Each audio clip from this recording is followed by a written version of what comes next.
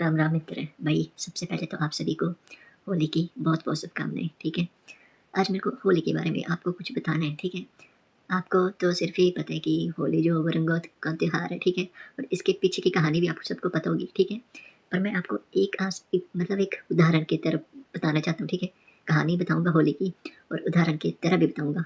ठीक है, पहले तो होली जो वो रंगों का त्योहार है। ठीक है, और सभी जो रंगों से होली खेलते हैं। ठीक है, पर एक बात याद रखना, जो रंग बदलती हैं उनसे थोड़ा बच के रहना। ठीक है, और अच्छे से होली खेलना। ठीक है, तो अपने मेन पॉइंट पे आते हैं, कहानी सुनाने जा रहा हूँ मैं। ठीक है, और इससे एक शिक्षा भी लेना, एक मोरल भी लेना कि क्या समझ आया आपको। ठीक है, तो भाई आपको पता ही होगी, कहानी तो आपने सुनी होगी। हिरण्यकश्यप का बेटा प्रहलाद था। ठीक है, हिरण्यकश्यप जो था वो विष्णु भगवान को अपना शत्रु मानता था। ठीक है, और जहाँ पे वो दूसरा जो प्रहलाद था, वो जो था वो विष्णु भगवान को अपना सब कुछ मानता था कि ये मेरे भगवान है, ये मेरे पूजनीय है। ठीक है, सब कुछ है ये मेरे। ठीक है, और जो हिरण्यकश्यप था वो विष्णु भगवान को अपना ये मतलब शत्रु मानता था। और हिरण्यकश्यप बोलता था कि प्रहलाद, तू विष्णु भगवान की पूजा मत किया कर, मेरे को बहुत गुस्सा आता है क्योंकि उसने मेरे भाई को मारा है।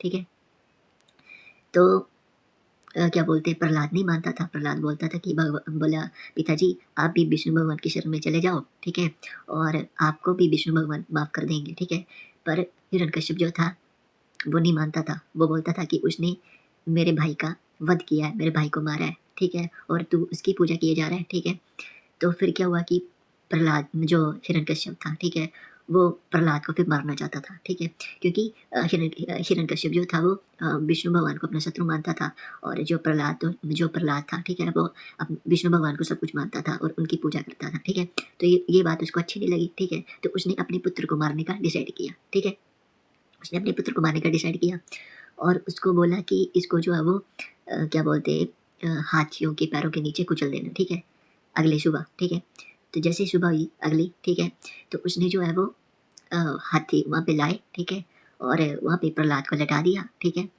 और बोला कि अब हाथियों को ले आओ और हाथियों के पैरों पे नीचे इसको कुचल दो। ठीक है, पर प्रहलाद जो था वो मन ही मन मुस्कुरा रहा था और अपने विष्णु भगवान का नाम जप रहा था। उसको कोई डर नहीं था, कोई टेंशन नहीं थी कि अभी मैं जो है वो हाथियों के पैरों के नीचे दब जाऊंगा और मर जाऊंगा। उसको इसकी कोई टेंशन नहीं थी। उसको सिर्फ अपने अपने भगवान के ऊपर विश्वास था कि मेरे को भगवान मेरे बचा लेंगे। ठीक है, जैसी भी परिस्थिति है अभी। ठीक है, तो वहाँ पे लिटा दिया उसको। और जब उसको पैरों के नीचे कुचलने वाला था वो हाथी, कि वहाँ पे भगवान आ गए। ठीक है, और भगवान ने बोला ये मेरा परम भक्त है और तुम इसके ऊपर पैर रखोगे। तो हाथी जो है तो वैसे झुक गए, उसको प्रणाम किया प्रहलाद को। ठीक है, और उसको फिर प्यार भी करने लगे हाथी प्रहलाद को। ठीक है, इसको देख के क्या बोलते हैं, हिरण्यकश्यप को बहुत गुस्सा आया। ठीक है, एक बार तो विफल हो गया वो, असफल हो गया वो। ठीक है, नहीं हो पाया, वो नहीं मर पाया। फिर दूसरी बार फिर से बोला कि अब इसको क्या करो कि आप इसको खाई के नीचे से गिरा देना। ठीक है, सैनिकों को बोला इसको ले जाओ, क्या बोलते हैं, उसको ले जाओ बोला, और इसको बहुत गहरी खाई में गिरा देना। ठीक है, और मतलब जो सैनिक थे वो उसको ले गए। ठीक है, और बहुत ऊंची खाई से उसको गिरा दिया। ठीक है, और तब भी वो मतलब परेशान नहीं था या फिर सोच रहा था कि अगर मैं खाई से नीचे गिर गया तो मैं मर जाऊंगा। ऐसा कुछ नहीं था, वो सिर्फ अपने भगवान का नाम जप रहा था और अपने भगवान के ऊपर विश्वास था उसे। ठीक है, और जैसे सैनिकों ने उसको धक्का दिया, ठीक है, ऐसे हाथ फैला के भगवान ने उसको ऐसे अपने हाथों में यहाँ पे बिठा लिया और बचा लिया उसको, जब वो नीचे गिर रहा था प्रहलाद। ठीक है, और फिर सैनिकों ने बोला अब वो नीचे गिर गया होगा, अब तो वो मर गया होगा, अब उसका शव ले आते हैं। जब देखा वो उसके इधर मतलब पूरे बीच में जो वो फूल जैसा है ना, कुछ गुलाब कलर का फूल है और उसके वहाँ पे बैठा हुआ है, वो नीचे बैठा हुआ है। ठीक है, और ये देख के वो बहुत ही ज़्यादा मतलब आश्चर्यचकित हो गई, ये कैसे हो गया भाई, हमने तो इसको इतने नीचे से गिराया था और ये मतलब इसको कोई ना चोट ना कुछ ना कहा, कुछ नहीं लगा और ये बिल्कुल बाल बाल बच गया, बिल्कुल सुरक्षित है ये कैसे, ये क्या चमत्कार है। ठीक है, तो फिर हिरण्यकश्यप को बताया, सैनिकों ने हिरण्यकश्यप को बताया कि हमने इसको उससे भी गिरा दिया, क्या बोलते नीचे खाई से भी गिरा दिया, तब भी इसका कुछ नहीं हुआ। ठीक है, ये सुरक्षित वहाँ से निकल आया। ठीक है, फिर हिरण्यकश्यप ने जो है अपनी होलिका बहन, जो होलिका थी उसकी, उसको वरदान था कि आग उसको जला नहीं पाएगी। ठीक है, तो उसने क्या किया, बहुत सी लकड़ियाँ लाई और उसको भी क्या बोलते होलिका अपनी बहन को और प्रहलाद को वहाँ पे ले आए। ठीक है, और हिरण्यकश्यप ने बोला कि होलिका तू इस मतलब इस अग्नि में बैठ जा, ठीक है? और प्रहलाद को भी अपनी गोदी में ले ले, ठीक है? और उसको तब भी कोई डर नहीं था, कोई चिंता नहीं, कोई कुछ नहीं कहानी, ठीक है? तो होलिका जो अपने जो जो उसको जो उसका जो था ना हिरण्यकश्यप का बेटा जो था, ठीक है? होलिका उसको लेके बैठ के, प्रहलाद को लेके बैठ के गोदी में, ठीक है?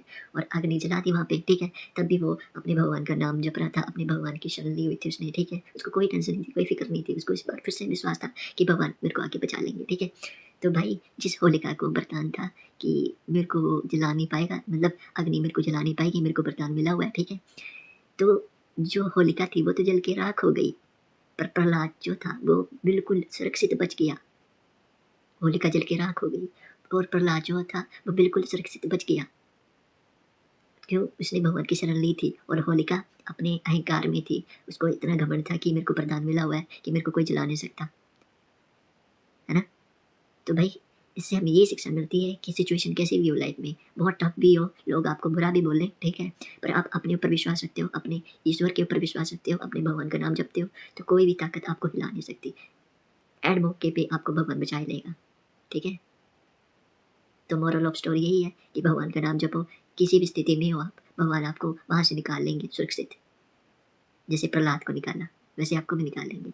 बस धैर्य रखना। राधे राधे।